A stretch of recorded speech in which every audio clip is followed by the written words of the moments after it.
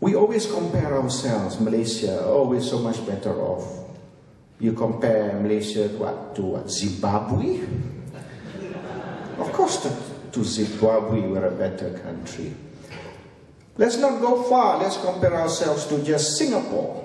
We hate being compared to Singapore. Singapore, Dr. Mahathir said, is that little red dot in the south, which is not significant. As far as we're concerned, we can close the tap and there'll be no water flowing into Singapore. Then we will make Singaporeans thirsty and they'll come crawling on their hands and knees begging Malaysia. Do you know that you don't need piped water from Johor? You can live in the middle of the sea for a month without fresh water. You can turn seawater into drinking water. And Singapore has got desalination plants where they can survive without water. And I remember back in the 80s, one Singaporean told me, some of you may know him, the late Chai Fook Lung. I think probably you remember Chai Fook Lung, yeah? Lorraine. He said, yeah, we Singaporeans, we pretend like we need your water. And every time you threaten us by cutting out the water, we say, please lah, don't, we need water. But actually, we got more than enough water, we can sell you some of our water. But we're not telling you that, you know. And so these politics of threats that the Malaysian government always plays. We threatened America, we threatened Margaret Thatcher.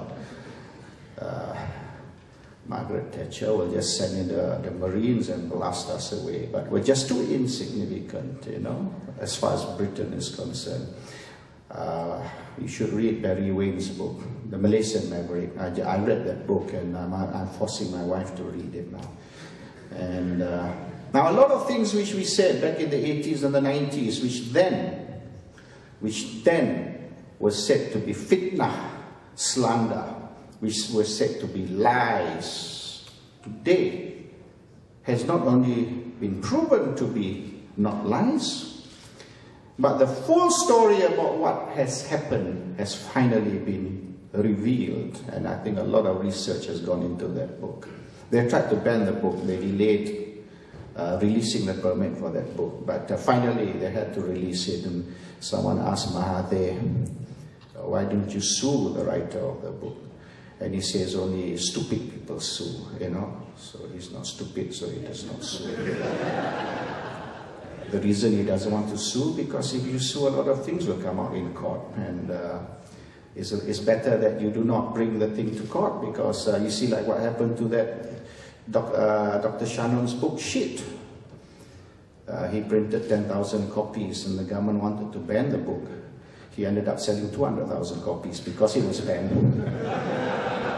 Unfortunately, the government will not ban my book, so I don't get to sell 100,000 copies. I could certainly do with the money. And you see the campaign of lies is nothing but a campaign of lies. And that is a specialty of the Malaysian government. Even more so now with the current regime, the current Prime Minister. Say what you like. You might say all sorts of things about Abdullah Ahmad Badawi. But at least he knew where to draw the line. And I never thought I'll see the day where I would sing praises for Abdullah Ahmad Badawi. But I would say that he had his faults. But at least he allowed certain things. Now, March 2008, Abdullah Badawi was the Prime Minister. And when Barisan lost their 2/3 majority in Parliament and 5 states alongside with it, he at least allowed it to go. Not that he was happy, but at least he accepted it. If Najib had already been Prime Minister then, they would have triggered May 13 version 2, they would have declared emergency, and they would have grabbed the government back illegally and at the point of a gun. And after the March 2008 general elections, UMNO organized seminars and conferences all over the country, in Johor, in Subang, in Petaling Jaya, even in Kedah. And some of those conferences were jointly, organized with Pekida.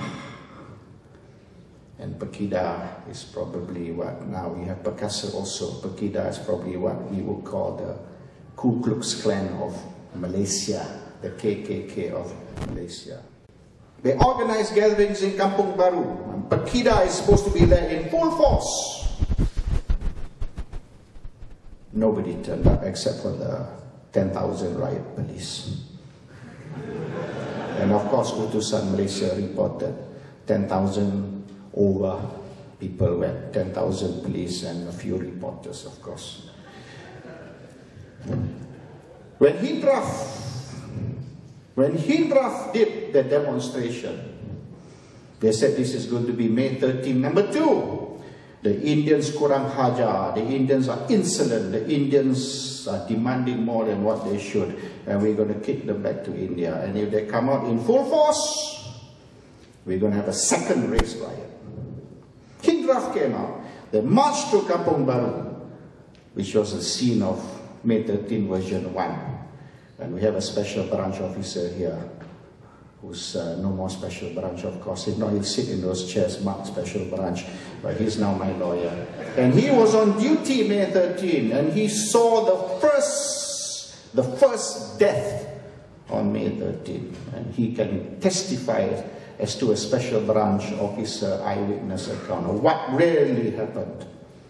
And they tried it a second time, and when Hindraf marched through Kampung Baru, the police shot them with tear gas, and they ran back down Kampung Baru.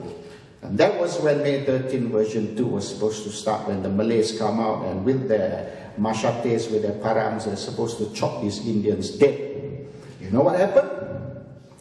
The Malays opened the doors to their house. The Malays in Kampung Baru opened the doors to their house and told the Indians, come in, and they all ran into the house and they closed the doors. The Malays gave refuge to the Indians.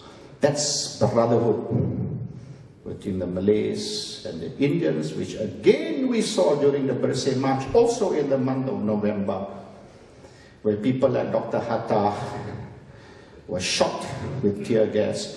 And I saw him all wet and dripping and all yellow. And we actually sent him in as a decoy to get wet so that we could march to the palace without being molested, So he was actually our sacrificial lamb, but we didn't tell him then. We sent him in, get wet, and then we went out the back door safely. So, and it was a unity of Malays, Indians, Chinese, you name it, we were all there together. Many attempts to start another race riot. All failed. In fact, the opposite happened. The opposite to what they wanted happened. If there's anything good about November 2007 or about the March 2008 general elections, if anything good came out of it, I would say one thing. Finally, Malaysians, the Malays, Indians and Chinese are truly united back home in Malaysia. And all those attempts UMNO and Barisan are embarking upon to disunite the various races have thus far all failed.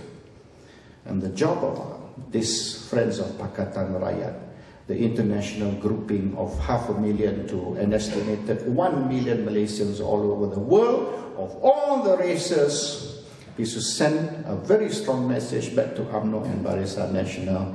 The age of race politics, the age of apartheid is gone. And today we are all here as one race, one nation, Malaysian people. Thank you very much.